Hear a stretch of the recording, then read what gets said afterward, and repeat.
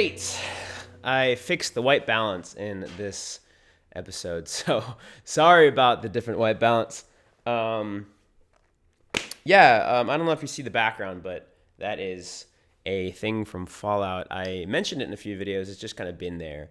It's the New California Republic, which is kind of interesting because I guess in a way, it sort of reflects my life. I grew up in California. I left there when I was 18, and a lot of chaos. My childhood was pretty much chaos in California. So it's almost like this is the new California Republic, my place. But in the video game in Fallout, it is a chaotic post-apocalyptic wasteland, which I fucking love. There's a couple of reasons I love Fallout, which I might get into here on tangents, because this is all a tangent. I expected to talk about something different, which I will. But in the post-apocalyptic nuclear wasteland of California and Nevada, a government arises. A few governments arise, but the one that gains the most power, you actually help create in the first game, is the New California Republic, and that is the government of the area. That's why there's two heads on the bear. It's all out of focus because I have a nice lens, but it's because it's a mutated bear. So, as I said in the last video, I'm going to do another one, and that other one is this one. And today I'm going to talk about some developments with my business, my photography business. As you've seen, I've been putting some videos out about Tinder, how to succeed on Tinder. I have experience with that, and it's something that excites me because if I can help you get a good dating and sex life, that's cool, because that's what it's about. That's what living a passionate life. Like, how can you live a passionate life without having a good love life? Yeah, so that's part of it, but I've also been wanting to promote my photography business. I've been wanting to get all my money through photography, and right now that's the process I'm in. I've been really successful at my fitness and my body. I might do some videos on that. I'm not a certified trainer, but I have a lot of research and experience in it, personal research and personal experience, and that of my friends, and I might talk about that. If you guys want me to talk about that, let me know in the comments below, and I'll do more of that. But I have a lot of success in that, and I have a lot of success in making my own decisions, doing things that I want to do, and not doing the thing that you're supposed to do, which I'm really happy about. That's one thing I'm really excited about. But now I want to do the thing that I want to do, but have the freedom, the financial freedom to continue doing it successfully and sustainably. And photography, I've chosen photography to be my ticket for that. For several reasons. First of all, because my passion is in art, visual art, whether it's creating things with my hands. At one point, I tried to do bookbinding and realized that wasn't scalable. There might have been some ways I could scale that, but it was more effort than it was worth. At least that's what I decided. I might start doing bookbinding content at some point. But I like making things with my hands, but I also like doing other types of digital art and art in general, and photography seems to be a fun one for me, and it's one that is easily monetizable. It's easy to be like, hey, I'm doing photography, will you pay me? And other people will be like, yeah, fuck yeah, I'll pay you.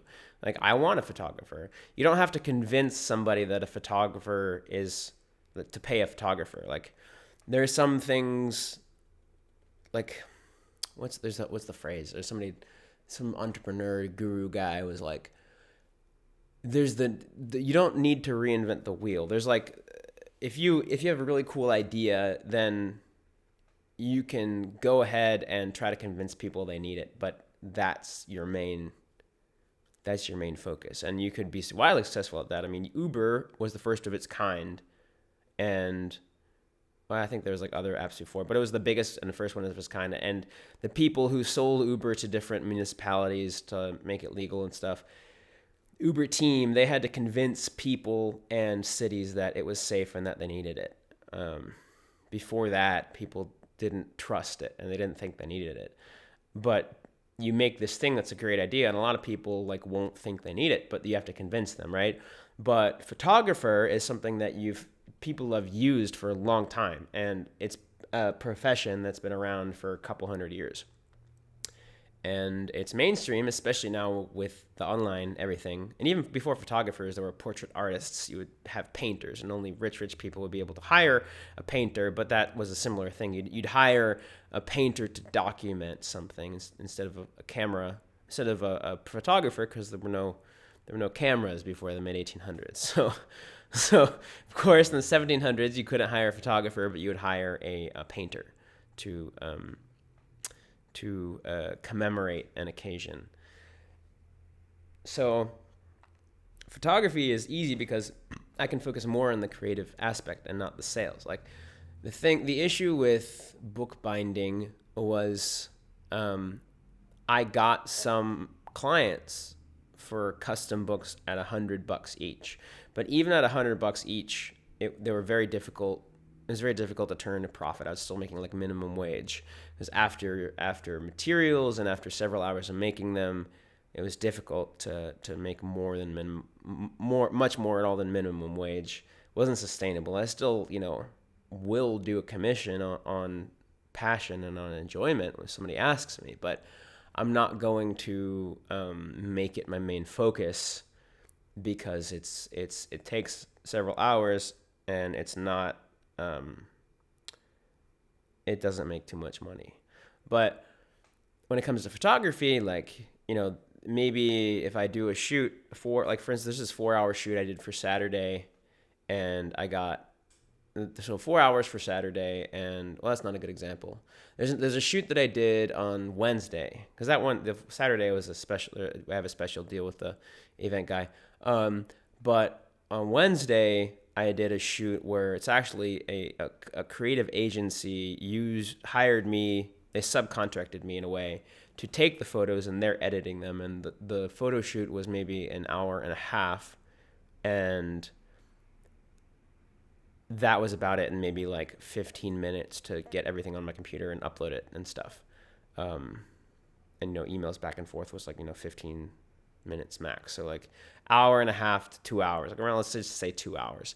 And I was paid $300 just to take the photos and upload the raws. So that was, $150 an hour is pretty good. And it's pretty good for me where I'm at right now. And, but I don't want to different shoots require different pricing models. So if you're looking at this and you want to hire me as a photographer, first of all, this might be my old prices, and second of all, your shoot might be something different. So, and also editing, take editing into account. So don't use that as his prices are X. Okay, so forget I said anything. If you're thinking about using me as a photographer, we'll talk about pricing, and we'll make a price that's perfect for you, and that is great for your project. But I'm saying the price to be illustrative. It's photography is monetizable. It's viable as a main source of income for me to make money off of a passion of mine, which is art. But I also realize that I can't put too much focus on money. I have to put a lot of focus on the passion as well, and on the enjoyment of it, and making my craft better, and making my craft more fun, and just enjoying it more. And that has to be what powers me. The money can power me to an extent, but the issue with being powered by money, there's nothing wrong with having monetary goals. I have a monetary goal of $10,000 a month. The issue with having monetary goals and making them your only focus is you can be overcome by fear. Because if you're saying, I'm only successful when I have this amount of money, and you're making that your metric of success, then you're letting go of the fun of doing photo shoots. And you also, in the extreme amounts, you might become demanding, and you might let go of your quality of work if all you care about is the money. Now, of course, long term, the best way to make money is to focus on quality and have good quality and ask for money. So it's almost, you can't not focus on money, because that's how you get artists that work so hard and don't make anything. But you also can't only focus on money, because that's how you get badly run creative businesses that don't do a good job. At least if you focus on money in the short term. If you focus on money in the long term, you have to give a good quality product. So that's why focusing on money can be really important, because first of all, you need to make money, you need to be motivated, you need to be like excited about continuing to do it, even above and beyond just your passion, because you need to pay the bills. If you're not paying the bills, then you can't do your passion, and you have to, find a way to pay the bills. But if you can pay your bills through your passion, then that's great. You've freed yourself from the rat race that everyone else is doing, and you are now living a life you love. I'm currently on that process. I haven't perfected it. That's why I have this YouTube channel, to show you my journey. And then, like I've been saying, at some point I would love to coach people to do this. So you see my journey as I am now. I'll probably show you, if you're a future client of mine, I will be showing you this video. I'll be like, hey, this is me when I was in your shoes, or this is me when I was in the step right after you. Like you're in the step maybe where you're worried about diving into making your money with your passion. And that's where I was at one point. Here's where I went to afterwards. Like I started making some money with my passion, and it wasn't super consistent, and that was me at the next step. And so I might be like, hey, like it's normal to be where you're at. These are the emotions that might be running through your mind. It kind of normalizes it, and maybe I could be your friend, like hold your hand through that process. So I guess if you are watching this and you are a future client of mine, then you already know that. So I'm having some time travel fantasies right now. I've also been making a lot of effort to be more of myself. That's why I've been pointing out the Fallout memorabilia behind me. I fucking love Fallout. One of the reasons I really got into Fallout was I was visiting Hershey. I was visiting my best friend in Hershey. I was maybe I think I was 15 or something. I was visiting my best friend in Hershey. I had moved to California. I was visiting from California, and we had a sleepover. I hung out at his place, and he was playing on a PS3. He was playing Fallout 3. So this must have been... I was probably more than 15, because Fallout 3 came out in 2008, I believe. And in 2008, I was turning 16. So I was either 15 or 16, probably, as I was visiting in 2008 or 2009. So I could have even been 17. And we were hanging out, and he was just like, I think he blew up. There's that guy that you could give water to, and it would instantly up your karma. So if you wanted to have higher karma in the game, which means people treated you better, gave you better deals, etc., then you could just give purified water to this homeless. I mean, a lot of people were homeless in that game, but to this essentially a homeless guy who would always beg for water. He's like, I'm thirsty, I'm thirsty, I'm thirsty. And if you just gave him water, then you would get more karma, which could help you in the game.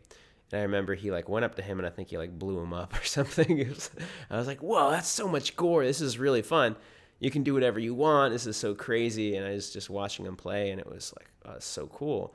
And so there's a couple of reasons why I love Fallout. Number one is because it's just a good fucking game. It's just really well designed.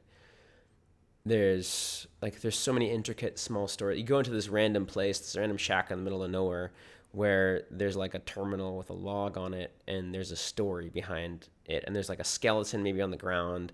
The skeleton has a broom next to it, and then there's another skeleton on the other side, and it's and then maybe it tells a story of these two owners of a shop, and one of the owners is getting paranoid, and he keeps thinking that the other owner is a witch because he's carrying a broom, or she's carrying a broom around all the time, and then it's just fucking crazy. They go deep in. I just made something up out of nowhere, but they go deep into the story, and it's really, and they go deep into the political story, because it's set a couple hundred years after 2077. Each one of them, except for Fallout 76 is set later. I mean earlier. I think 20. I don't know. So only a couple years after the Great Bombs fell. But the Great War of 2077, China sent a bunch of nuclear bombs over to the U.S., and then we sent them there, and the world is plunged into nuclear fallout, and a lot of people go underground in vaults, and then there's a lot of backstory to the company that made the vaults. They're all corrupt, and there's a lot of people saying that they actually created the Great War for their own benefit. There's just so much intricate details into it. There's a whole universe. And that's one reason why I love it. Another reason why I love it is, you know what? I'm going to do a fucking another video on this. I'm going to do another video on this. I'm really excited. I'm going to I'm going to finish this up the second reason, and then I'm going to give you, you know what? You know what? I'm not going to finish up the second reason. I'm going to leave you guys hanging because that will be the next video I put out. I'm going to record it right now. I'm going to edit it. I'm going to put these out, and there will be a video I release right after this one, which is why I love Fallout so much and what it has to do with living a passionate life. So wish you the best. I'm excited to record that video because I'm fucking passionate about it, and goodbye.